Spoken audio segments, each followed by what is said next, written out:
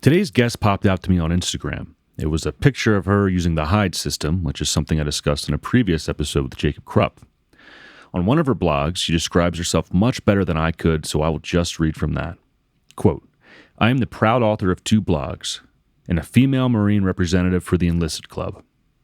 I guess if you summarize me, you could say that I'm a mother, full-time businesswoman, and Marine Corps veteran that loves writing, sarcasm, cold microbrews, literature, cooking, and crafting. I am not a representative of all female Marines, but I'm hoping to be the one that helps create a community for all women. End quote.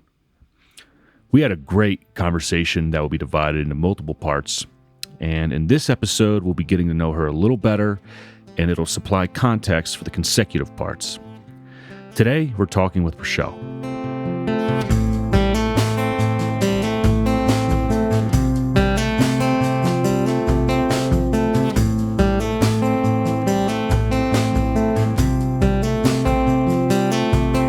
Well, I'm Rachelle, and I served in the Marine Corps for 4 years. I was a 3531, which is a motor T operator.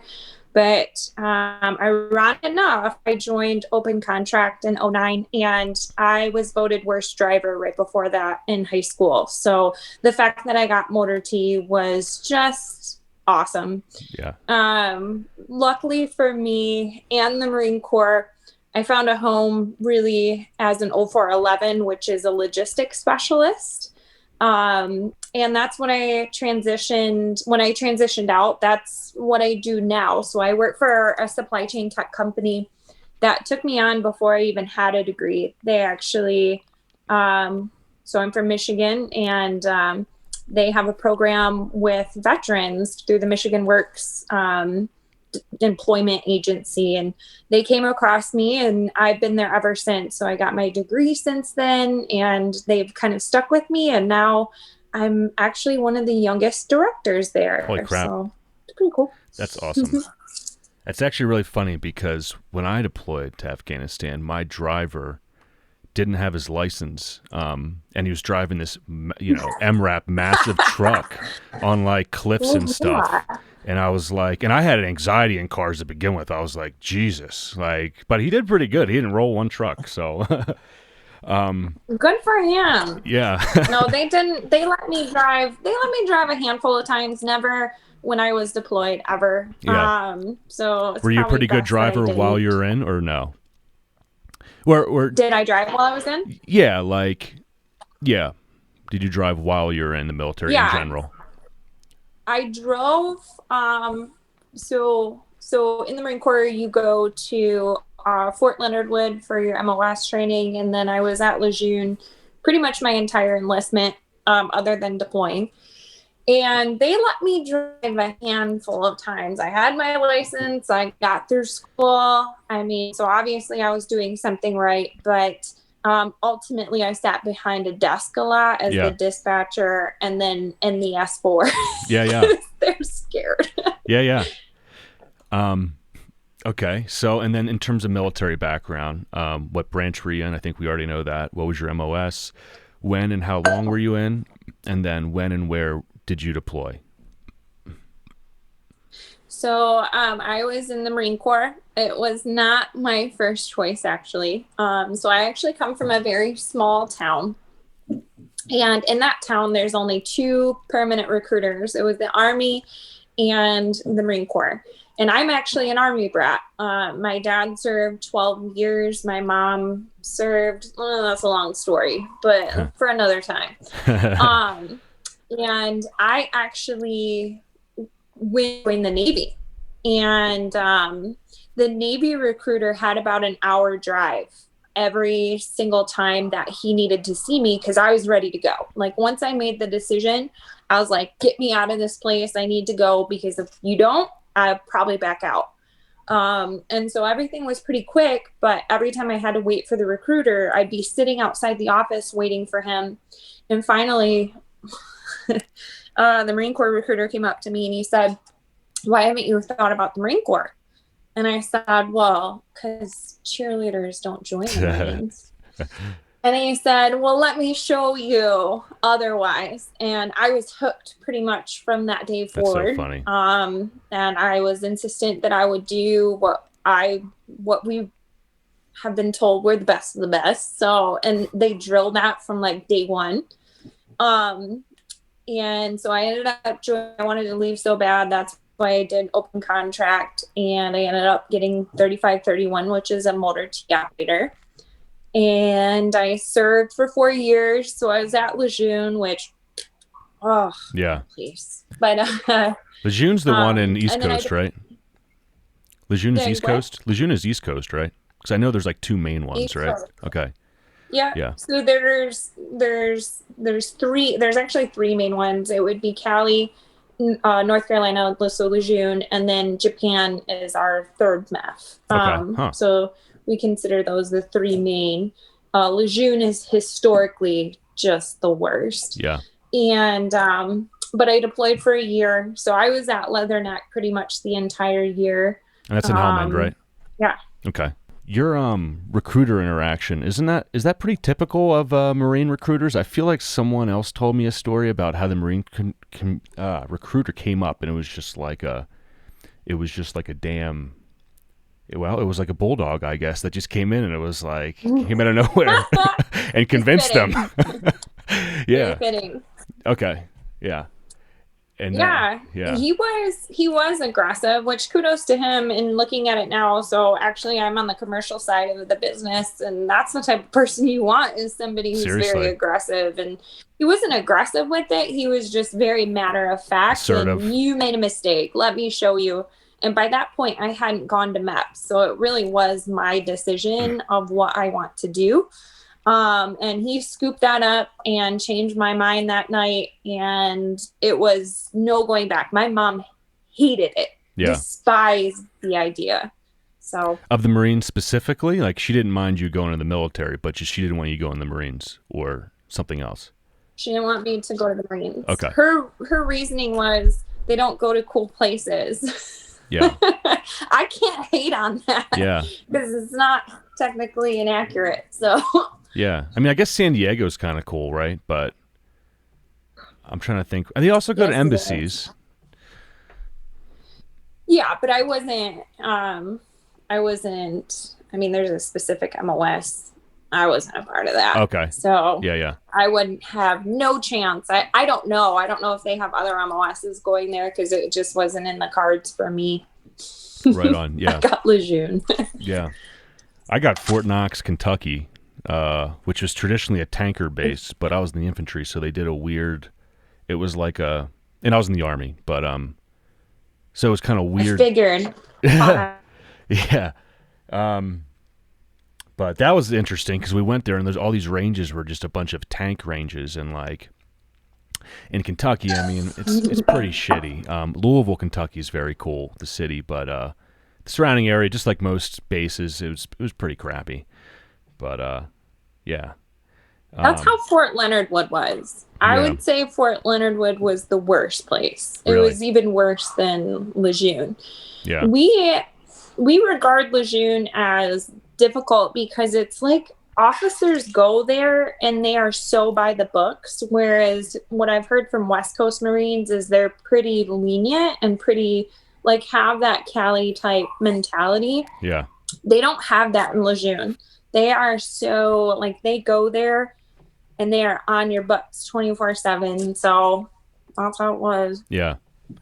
And then the open contract thing, I'm actually not, well, I think I know what it is, but I'm not really familiar with it. Is that just kind of going in and letting the Marine Corps choose what direction you're going to go in terms of job? Okay.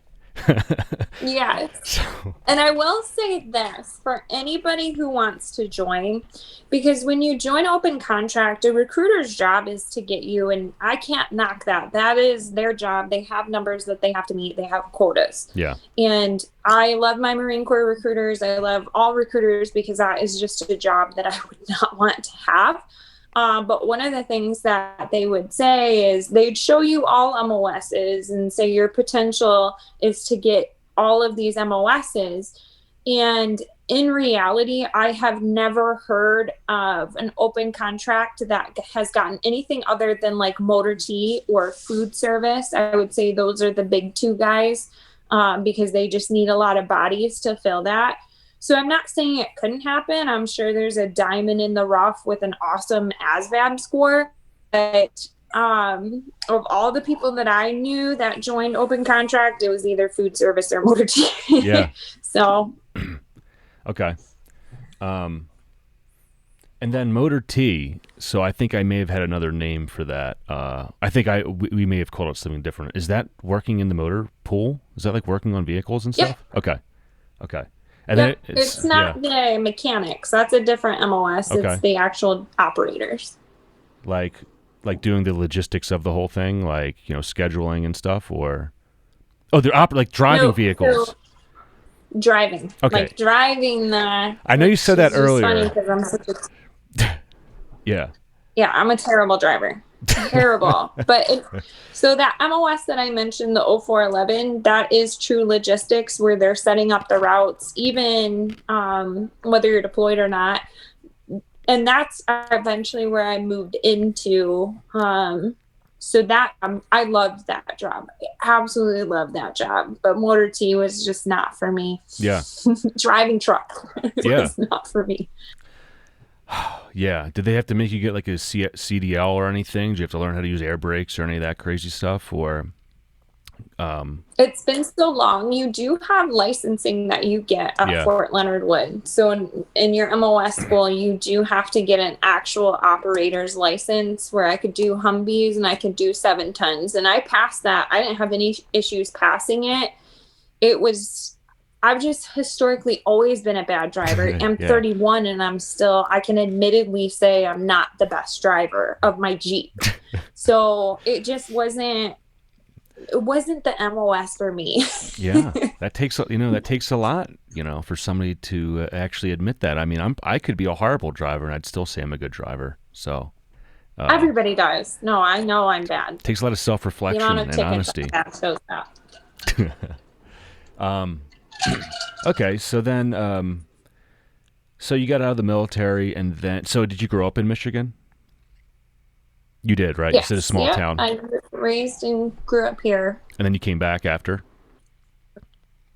I did. All of my family is in the general area. So I had a 4-month-old when I got out, and I didn't save my money, which is my biggest thing, save your money. But I had nothing. I had virtually nothing when I got out. So I came back to family. Yeah. I mean, that's what I did for a couple months, and I was able to use the GI Bill. And then I actually went to New York City because they paid such high BAH, and I lived in a real shithole in New York City. I lived with like 4 actors who I'm great friends with them now, still am. But we had this shithole in northern Manhattan, close to the Bronx, and I paid like $500 a month in rent. But my BAH was like $3,000, So I was going to school, making good money, and living in a dump. But it could have been worse. Like I've seen worse houses, but Good money. Yeah, I'm getting the money, and like I had a pretty like cush life in New York for a few until I finished school. So, not really any complaints there. But GI Bill. But initially, I went with my mom for a few months because I was like, "Damn, what the hell do I do?" Yeah. I would say, if nothing else, the GI Bill alone it made everything worth it, because I'm sure you have this a lot. So I only have my bachelor's. I'm really not even tempted to get my master's. Yeah. But I sit alongside a lot of people. In fact, most of them, they'll tell me how much they're in debt for. And there are people that you could buy a house with the amount of college debt that they have. Mm-hmm. And I got paid to go to school. I literally got a paycheck to go to school. So that alone, like I graduated school with zero debt. I did have to on the tail end. I did pay a little bit because it's only for so long. And I was working full time the whole time I went to school full time. And there was a few semesters where I could only go part time because I'm terrible at math. So I had to kind of slim down my schedule. Um, but overall, it was that to me alone was enough reason. Oh God, yeah, it definitely inspired me because I knew I wasn't. I had a 1.8 GPA, and to this day, if I look back at my high school transcripts, it says 1.8 GPA, which I think is a D average. Like, I got my diploma, but like, Yep. and then, and I was like, I don't like college, and I can't pay for it, so I'm just going to join the military. Anyways, I, yeah, I did it. I ended up getting into. I didn't even know there was a war going on. Yeah, Had yeah. no idea. No clue. Wait, when did you go in again? What year? Because I'm 32. I was 09. Okay, yeah, I went in 2010. But I got out and then I went to New York City and I went to an audio engineering school, which is like basically a tech school for 9 months. And then I had all this time left in my GI Bill, and I eventually ended up getting into Columbia, which is a great fucking school. And Yeah. my bill would have been $300,000. I also got on Voc Rehab, so it was all covered. And Everything. it's not lost on me. Like I think about that a lot. The people that were just like, they're going to be paying student loans for a long time, and it's just like, I don't got a dime I got to pay. So, I mean, yeah. Yes. I know exactly what you're I am saying. so appreciative of my GI Bill. I will say that. It was, and I did, so I started with Montgomery and then I moved over to post 9/11 because I didn't have even money to front before the Montgomery kicked in. Yeah. And I just went to Central Michigan University. And by the time that I went in, I was actually already a sophomore because I had taken some college courses before I deployed. And they also count in some of your experience in the Marine Corps and some of the classes, not classes, your MCIs, Yeah. which Marines will know what that is. We make fun of them, but colleges actually accept some of them as your courses. But even then, I would look at these bills that you still see the bills coming through, but then at least with post 9/11, you know that it'll get posted as long as you do your certification. And I was just blown away. I was like, there's no way I could have done this. And there's no possible way as a single mother, there's no way other than going into debt. And I just didn't want to do that. Yeah. So. And the other funny part that is like my buddy, he never went to college, did shitty in high school. He's a lineman in Philadelphia, and he makes probably $200,000 a year.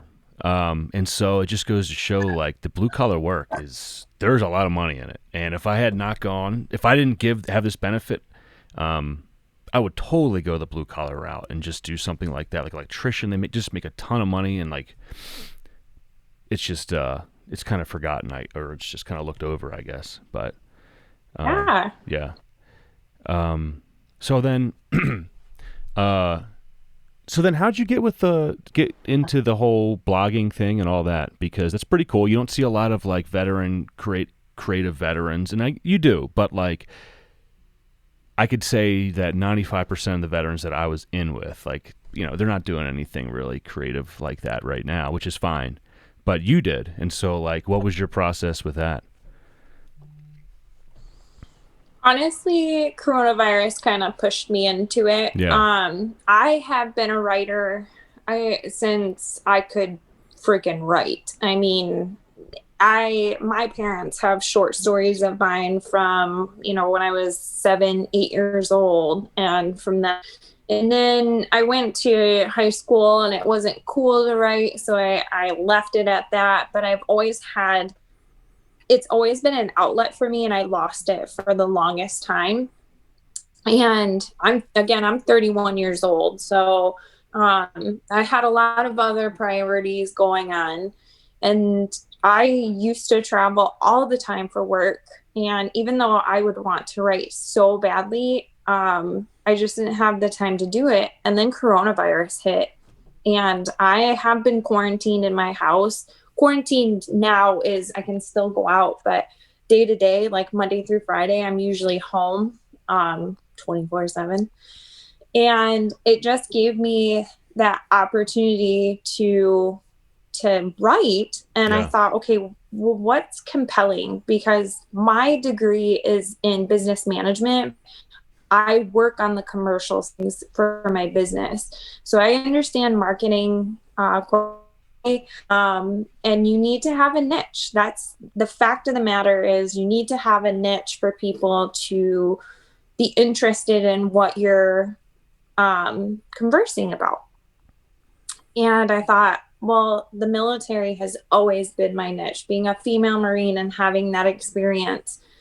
And I wanted to focus on that. And actually, the enlisted club reached out to me. His name is Greg. And this was well before I had any followers. And he just said, would you represent us as a female Marine? Because really, he's a grunt, he's infantry. He doesn't speak to female Marines. He never really had that experience. And I originally took it on, and I remember a comment that I got that was like, what are you doing? Like, you're writing about things that aren't applicable to everybody. It's about your experience, and that's very selfish. And I took that to heart, and I thought, I need to change it. So what am I passionate? I'm passionate about veterans. I'm passionate about suicide. I'm passionate about mental health. So I'm going to be honest with people, but I'm also going to introduce people to others that are doing amazing things and representing veterans and militaries incredibly. And so that's ultimately what I came into, was getting an opportunity to meet all these veteran-owned companies, nonprofits, people like yourselves that are just want to do something a little bit more. And that's what I focus on for the enlisted club. But then for my own personal blog, I focus on my mental health and being very honest about that.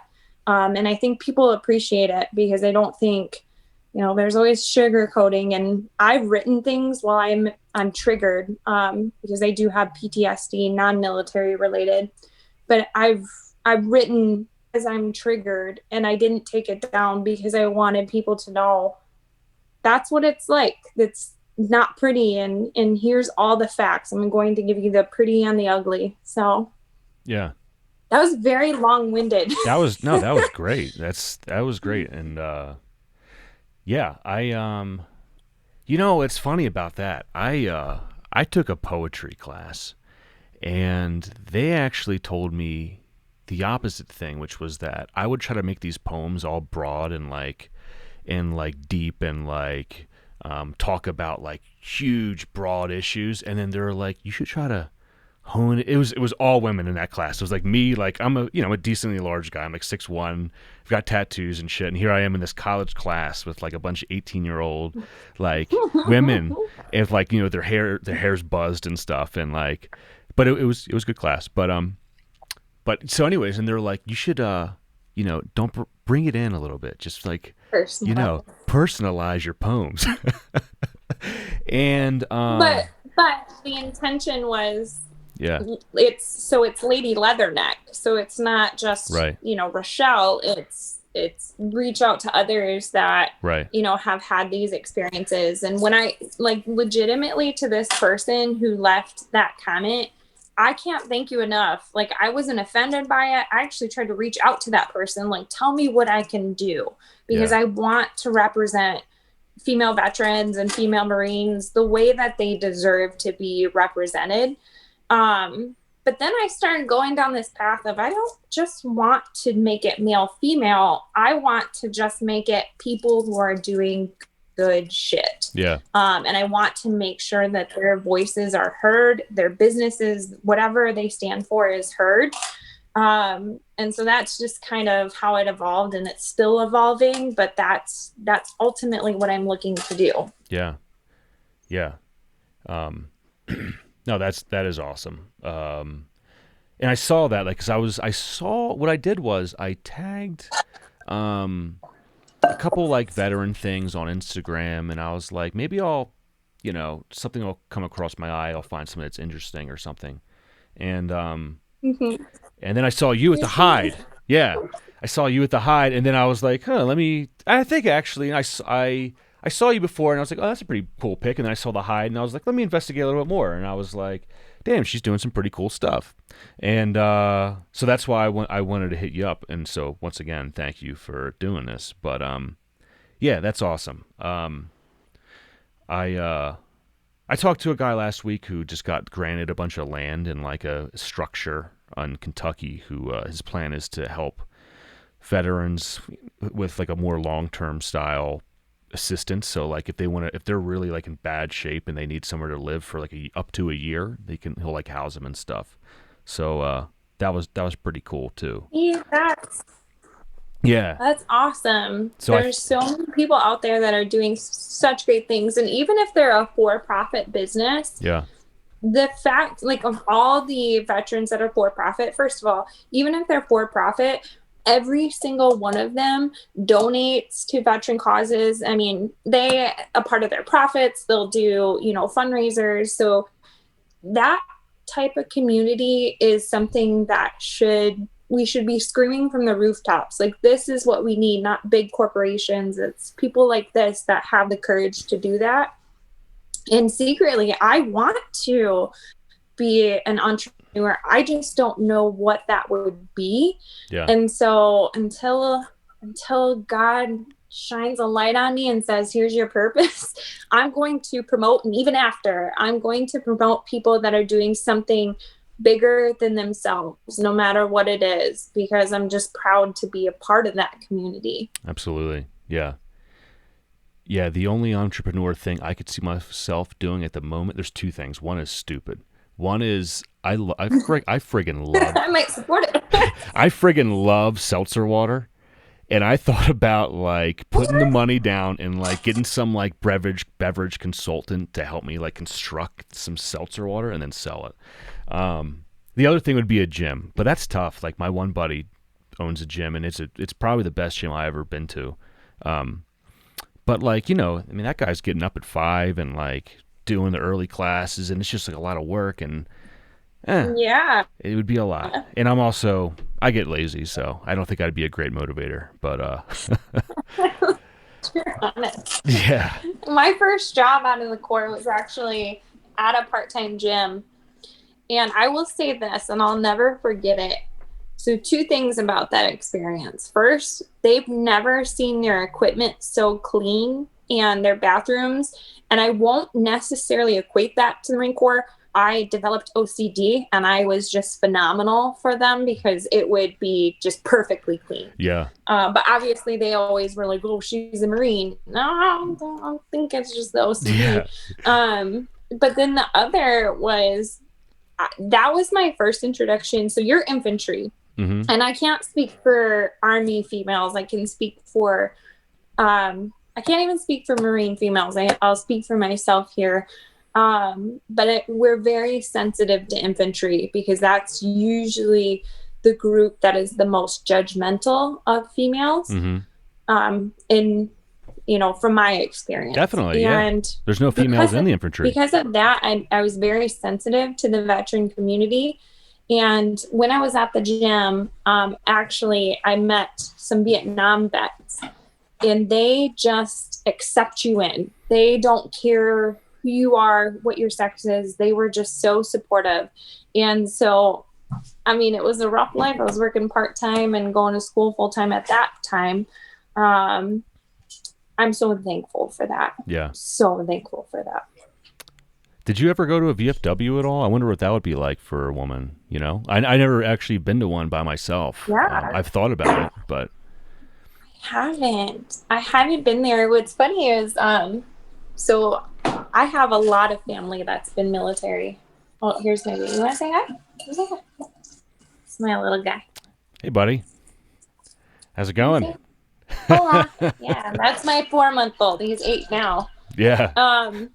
So I live in the West Michigan area, and in this area, I have a lot of family that have been here for generations. We have actually a house in our name, in our family's name, that's been in our name for 150 years. Like we just Wow. passed it down. That is cool. But what I'm getting at is one of the small towns that's nearby is actually, my family owns a lot of land in that town. And there's a VFW there actually named after my great grandfather. And I thought, if Whoa. there's ever a VFW that I'm going to visit, it's going to be that VFW.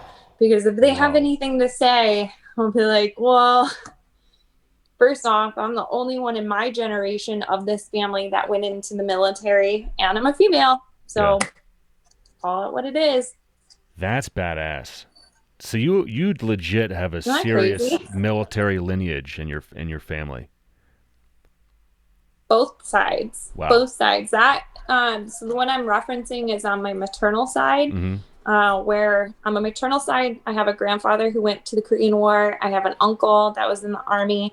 And then on my father's side, interestingly enough, so my grandfather who passed a few years ago, he's a Purple Heart recipient of the Korean War. He was in the Air Force. His plane got shot down, Whoa. and he was able to evade the enemy on 2 broken legs. Holy shit. What? I just learned about that. And then my dad, obviously, and my mom. Wow. Yeah. That's There's so a lot. There's a lot more. yeah. It's I don't really come from a long lineage, but my grandfather, my mom's side, was also Korean War vet, also Purple Heart recipient. He has a crazy story too. He, who's still alive today, 80 years old, was doing pretty damn good. He's doing great, honestly. But Good. his leg was shot off, and then they strapped him to a tank to bring him to a med station. And in that process, all of his fingers, in that process, all of his fingers froze off. So he has stumps, and he has it below the knuckle. So he just works with his nubs, if you want to call it that. And Yeah.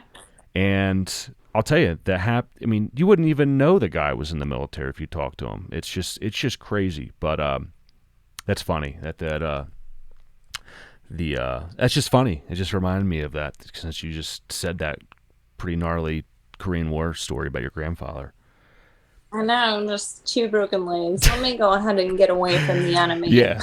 I don't even know how you do What? that. Like, I had a broken foot once. I was like, it felt like I was about to die. I'm dead. Yeah. I can't go on. I'm sure adrenaline has a part to play in that, yeah, I guess too. if there's bullets, I mean, I just had people bit. next to me just kind of talking to me. So, okay, so you joined in 2009, and then you deployed eventually to Helmand Province. When was that? 2010. Okay, so you're in for how long before you deployed? I got into the fleet, so I deployed February 2010. So I was in the fleet for, I can't remember, August, September, October, November, December, January, February, March, February, 6 months. And Okay. then I deployed. Okay. So you had a little bit of training under your belt, and then did you deploy as? Maybe this is a weird question because you probably did. But did you deploy in the role that you were trained to be? Like, so you said you were motor T, I think the word you used. You were a driver. Did you deploy in that role or no? No. Okay. So I deployed. I don't know if you guys have this. Do you have the S4? Yeah. Okay. So I deployed with the S4, basically as an 0411, which was just fucking fascinating because you do all of the logistics. So Leatherneck is the main camp for Marines in Helmand Province, and you do all of the logistics, the good and bad. So, convoys to resupply fobs, things like that. But then also something that will always stick with me is you also do dignified transfers as well. Mm-hmm. The first kind of component of it And so from 2010 to 2011, because it was an entire year that I was out there, I could tell you exactly how every service member perished. And that's that. And so you do the part where, so the service member gets there, and then I'm sure you guys had something very similar, and we did it for Army. Anybody that was in the Helmand province of near Leatherneck, we'd salute them as they were loaded on. And then, obviously you have the actual fly off, which I didn't do that part of it. It was more of that ground movement. But in that, you have to have a higher security clearance, because I would have, so I worked, and I would be able to watch step by step everything that was going on in Helmand province. And so I knew in explicit detail what was in that coffin, if there was anything left, kind of thing. Yeah. So there was that. I did that for 6 months. And then for a while, so I was never officially a part of what we call the FET, which is the female engagement team. I didn't go through the official training, which I am still devastated. I wanted to be a part of that so badly. But I was lucky enough. There was a reservist unit that was a part of our unit, and they couldn't get FET members on there. And they needed females, because they just kept hiding shit on their females. And so I went through training by a FET member while I was in Afghanistan. So not the official training. It's not on my transcripts if anybody wants to look for it. But the pictures that you will see where I'm searching Afghanis and things like that, that was a part of some of the missions that I'd been on, where I was able to participate in that as well. So that was just absolutely fascinating. Yeah. So crazy. So that so FET is, so obviously Afghanistan is the way it is. And we require women to interact with their women. And so is that kind of what FET is teaching you how to do that? It's teaching you how to essentially search females and be respectful of their culture. So yeah, I was able to do that, but I didn't get the official training, which I would have been very proud to do, but it just didn't work out. So yeah. So did you work with infantry when you were doing that type of thing? For what to call it, because I don't want to claim myself as FET in respect to the actual women who went through the training. Yeah. But yes, I worked with infantry, reservist infantry, so we can call that what it is. But yeah, I worked with them because they couldn't actually get any FET members, and they just kept running into issues on their checkpoints where females would come through. Obviously, a lot of females would come through and they couldn't do anything. They just had to let them pass through. So being a part of the unit that I was with, they said, do you want to do this? And I was the first person, because I'm so bitter about the FET. I was the first person that was like, yes, I definitely want to do this.